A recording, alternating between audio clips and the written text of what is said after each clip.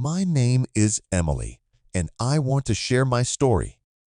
I had a wonderful life, a loving husband, 2 children, and a cozy home.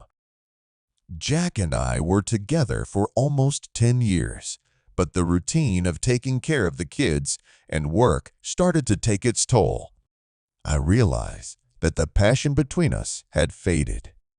Jack was busy working, and I was constantly busy with the kids and household chores. We loved each other, but it felt like we were just doing the daily chores. One day at work, I met Ryan, the new manager.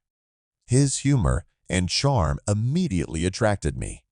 We started chatting, and soon we were having private conversations. In his company, I felt young and energetic again. We had many common interests that I hadn't talked about with Jack in a long time.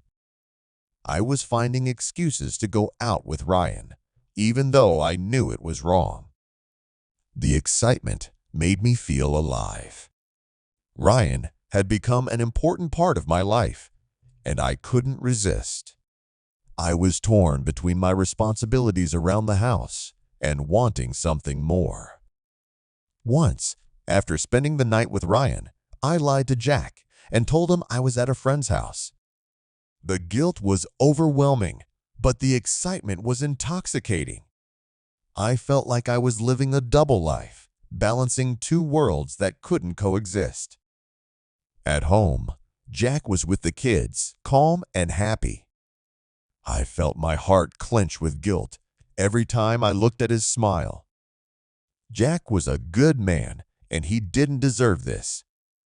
The weight of my betrayal was crushing, and I knew I had to come clean. One evening, as we sat on the couch, I decided to tell Jack the truth. He had always been a sensitive and wise man, and I hoped he could understand me. I struggled to get the words out at first, but as soon as I started talking, the tears came. I confessed everything. Jack listened silently, pain in his eyes. The silence between us was suffocating.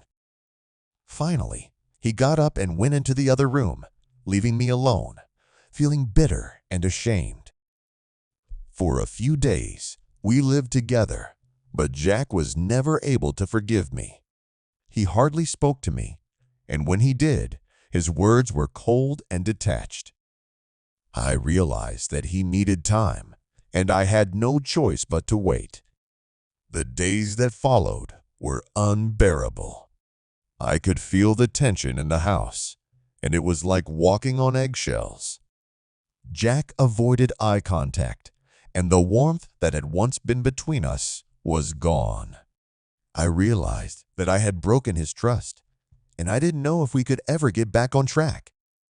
A week later, as I was making dinner, Jack approached me.